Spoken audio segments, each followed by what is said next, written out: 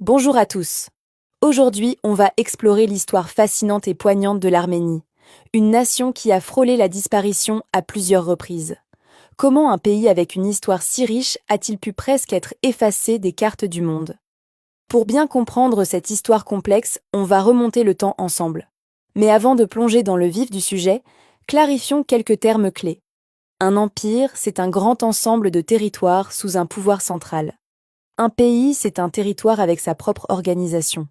Un État, c'est l'autorité politique qui gouverne.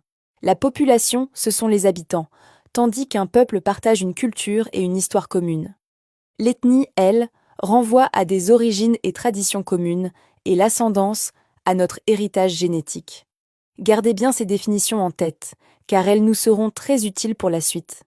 L'histoire de l'Arménie commence il y a des millénaires, et c'est un des rares à cocher les cases empire, pays, État, population, peuple, ethnie, ascendance. Les premières traces d'une civilisation dans la région, sur le haut plateau arménien, remontent à des milliers d'années. Bien avant que les Sumériens ne voient le jour, les Babyloniens et d'autres sociétés bien connues existaient. Le royaume d'Urartu, d'où le nom arménien est apparu, population ancestrale des hauts plateaux d'Ararat. Mon ADN de 10 000 ans à 77% arménien est bien antérieur que les Sumériens de 3500 à 2300 ans avant notre ère, Babyloniens de 1900 à 539 ans avant notre ère, Hittites de 1700 à 1200 ans avant notre ère, Ayaza de 500 à 1200 ans avant notre ère, Nairi de 1200 à 900 ans avant notre ère, Urartu, royaume d'Ararat, de 860 à 590 ans avant notre ère, Arménie ancienne 600 ans avant notre ère, mais le premier royaume arménien unifié, sous la dynastie Orontide, émerge autour du VIe siècle avant notre ère. C'est le début d'une longue histoire d'indépendance, mais aussi de lutte. Le grand tournant arrive avec Tigrane le Grand, au 1er siècle avant notre ère. Sous son règne, l'Arménie devient un empire puissant, s'étendant de la mer Caspienne à la Méditerranée. C'était l'âge d'or de l'Arménie, une superpuissance régionale respectée et crainte. Mais comme souvent dans l'histoire, la gloire est éphémère. L'Arménie se retrouve prise en étau entre deux géants, l'Empire romain à l'ouest et l'Empire parthe, puis perse, à l'est. Cette position géographique va définir son destin pour les siècles à venir. Un autre événement majeur va forger l'identité arménienne pour toujours. En 301, l'Arménie devient le tout premier État au monde à adopter le christianisme comme religion officielle. C'était plus d'une décennie avant que l'Empire romain ne fasse de même. Pour préserver cette nouvelle identité culturelle et religieuse, le moine Mesrop Maktots réintroduit et démocratise l'alphabet arménien en 405. C'est une révolution. Cet alphabet unique permet de traduire la Bible et de développer une riche littérature, renforçant encore plus le sentiment d'unité nationale face aux empires voisins qui cherchent à les assimiler. L'Arménie devient un bastion du christianisme au milieu d'empires qui, pour la plupart, ne le sont pas. Au fil des siècles, l'Arménie est envahie et dominée tour à tour par les Perses, les Byzantins, puis les Arabes. Le territoire arménien se fragmente, mais le peuple arménien, lui, résiste. Il préserve sa langue, sa religion et sa culture. Des royaumes arméniens indépendants refont surface par moments, comme sous la dynastie des Bagratides. Mais la pression des puissances environnantes est constante. Les invasions des Turcs seldjoukides au XIe siècle sont particulièrement dévastatrices. De nombreux Arméniens fuient les hauts plateaux et fondent un nouveau royaume en Cilicie sur la côte méditerranéenne.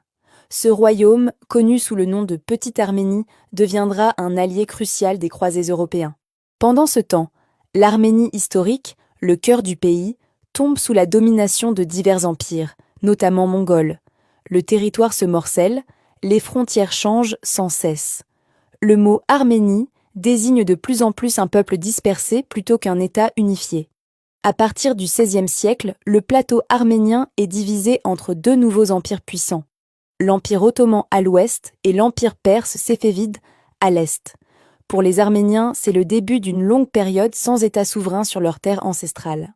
Ils deviennent une minorité chrétienne au sein de ces grands empires musulmans. Dans l'Empire ottoman, les Arméniens sont organisés en millets, une communauté religieuse autonome avec ses propres écoles, églises et tribunaux. Ils sont souvent des artisans, des commerçants ou des intellectuels prospères. Cependant, en tant que non-musulmans, ils sont considérés comme des citoyens de seconde zone, soumis à des taxes plus élevées et à des discriminations juridiques. Le pouvoir central à Constantinople devient de plus en plus méfiant envers ces minorités chrétiennes, y compris les Arméniens. Cette méfiance se transforme en hostilité. Entre 1894 et 1896, sous le sultan Abdulhamid II, sultan rouge, des massacres de grande ampleur sont perpétrés contre les Arméniens, faisant des centaines de milliers de victimes. En 1915, le gouvernement des PSEDO jeunes turcs, qui a pris le pouvoir dans l'Empire ottoman, met en place un plan systématique pour anéantir la population arménienne. Dans une autre vidéo, je vous donnerai la version réelle des commanditaires du génocide et le projet d'effacement du peuple arménien qui a commencé vers l'an 1600 et perdure à ce jour en 2026.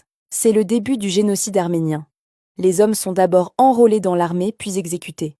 Les femmes, les enfants et les personnes âgées sont déportés de force dans des marches de la mort à travers le désert syrien sans eau ni nourriture.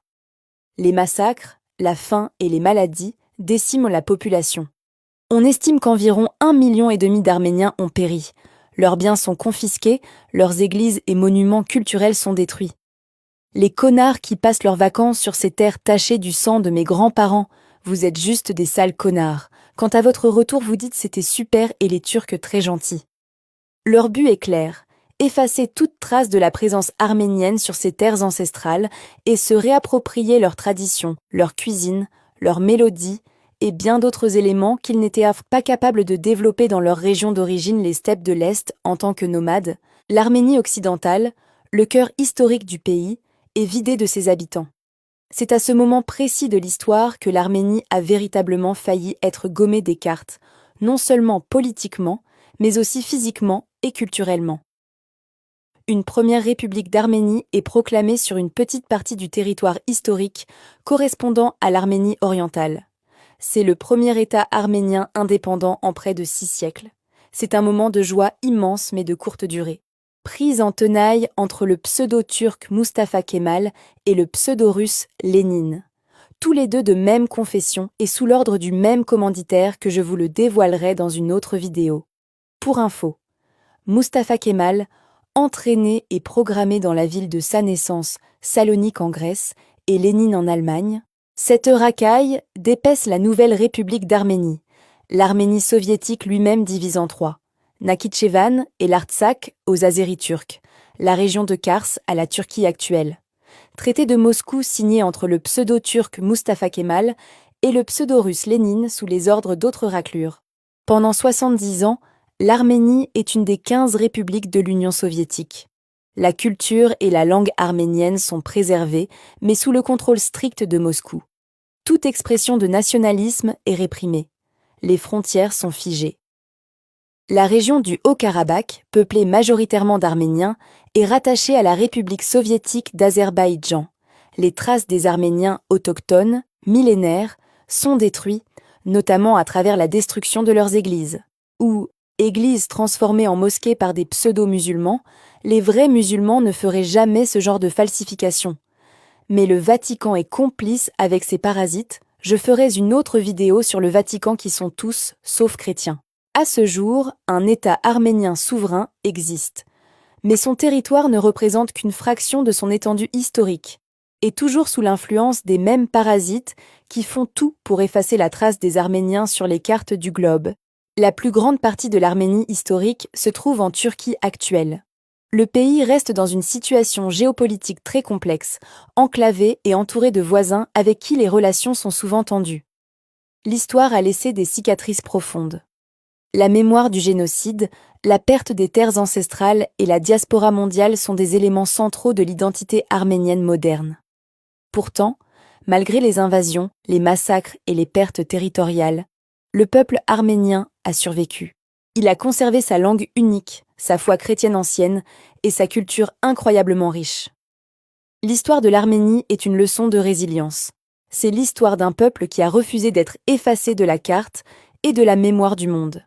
Merci beaucoup d'avoir regardé cette vidéo jusqu'au bout. J'espère que ce voyage à travers l'histoire de l'Arménie vous a éclairé. C'est une histoire complexe et souvent douloureuse, mais qui mérite d'être connue. Si vous avez aimé, n'hésitez pas à laisser un pouce bleu. à commenter et surtout à vous abonner pour ne pas manquer les prochaines vidéos. À très bientôt!